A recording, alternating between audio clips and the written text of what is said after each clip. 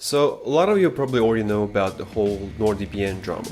For those of you unaware, basically a very famous, very shielded VPN service called NordVPN got hacked somewhere in 2018. Basically one of the servers got compromised and the attacker was able to get access to all the data that was going through the server for the whole month until NordVPN discovered it and shut the whole thing down. Now, I've been meaning to do this video for a while now, and the whole NordVPN situation was just an additional motivation, sort of. And in this video, I want to tell you that you probably shouldn't be using a VPN at all.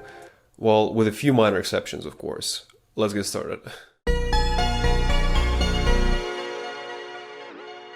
First of all, full disclosure, a lot of what I'm going to say in this video is based on this very good GitHub gist by JoePie91, in which he described why one shouldn't be using VPN services, and I agree on a lot of what he says, but I want to extend it and kind of elaborate on some points that I disagree on. Thing is, a lot of VPN providers employ so-called bait and switch tactics, which means they advertise one thing and at the end you get something completely different that you didn't sign up for. They all have those flashy websites and advertisements where they promise you ultimate privacy and absolute protection from any kind of tracking or spying or what have you, whereas actually VPNs don't really protect your privacy or anything. The only thing a VPN server does is it takes all of your web traffic and it passes it through itself so that your internet service provider or your employer doesn't see what websites exactly you visit, it only sees the VPN address. And that's basically it. Your privacy is not going to be magically improved by just using a VPN, because you still use your real IP address to log into VPN service. And even though pretty much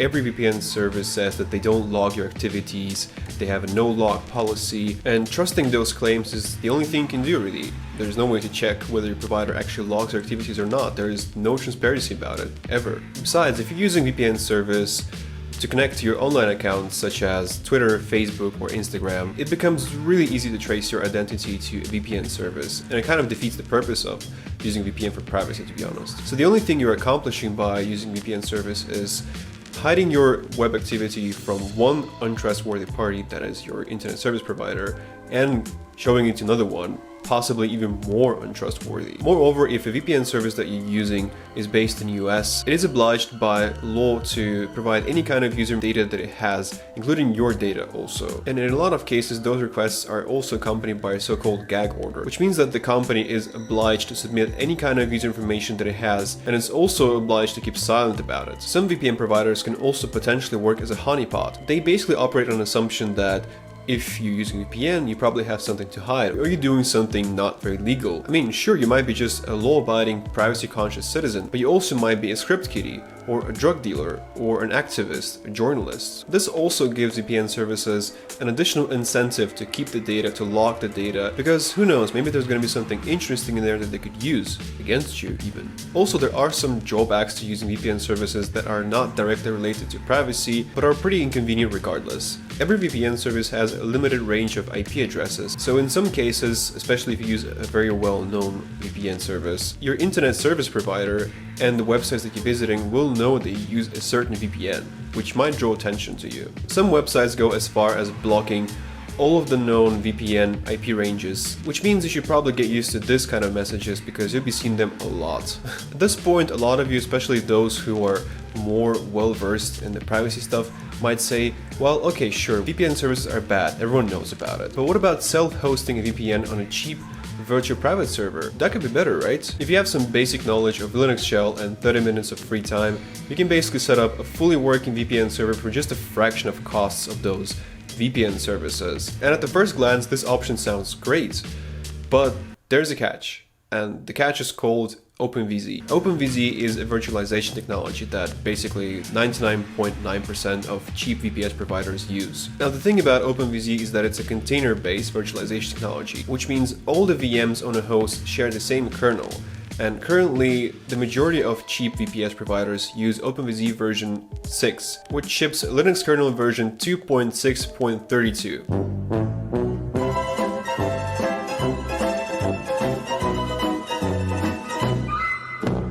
A big portion of newer software doesn't even support kernels that are that old. You want to run Docker, or maybe you want to set up a WireGuard VPN? No, you can't. And I didn't even get to the best part. Due to the container-based nature of OpenVZ, your VPS provider can basically snoop on everything you're doing in your virtual machine. That's right, your provider can basically see your process in real time, has full access to your storage. It is absolutely impossible to encrypt your hard drive when you're running an OpenVZ based virtual machine. So everything you're doing in your virtual machine is basically an open book for a provider. With other virtualization technologies such as KVM and Xen, it is still possible to snoop on your activities, but it usually involves dumping the RAM of your virtual machine, which is much more difficult and time consuming. So yeah, basically stay away from OpenVZ based VPS and pick something that has KVM or Xen based virtualization. However, you might notice that OpenVZ based virtual private servers are much cheaper than KVM or Xen based ones. Reason?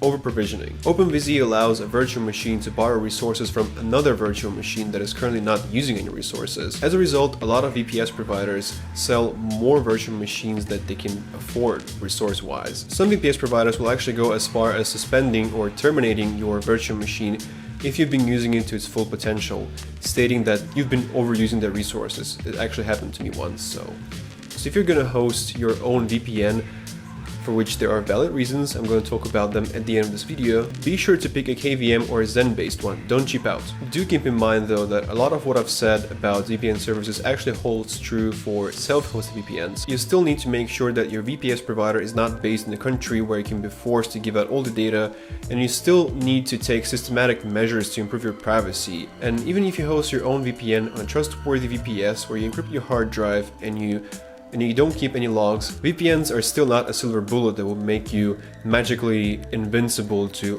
all the spyware and all the tracking and invisible to CIA, FBI, and what have you. Now, are there valid reasons to use a VPN?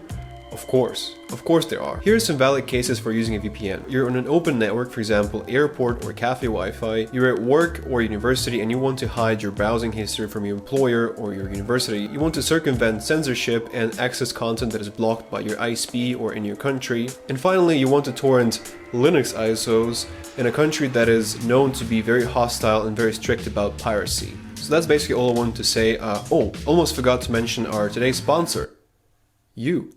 I want to say a huge thanks to my patrons, Mitchell Valentino, Christoph Rayperia, Neurogamer, and everyone else who supports this channel. Thank you for watching, and I'll see you soon. Bye.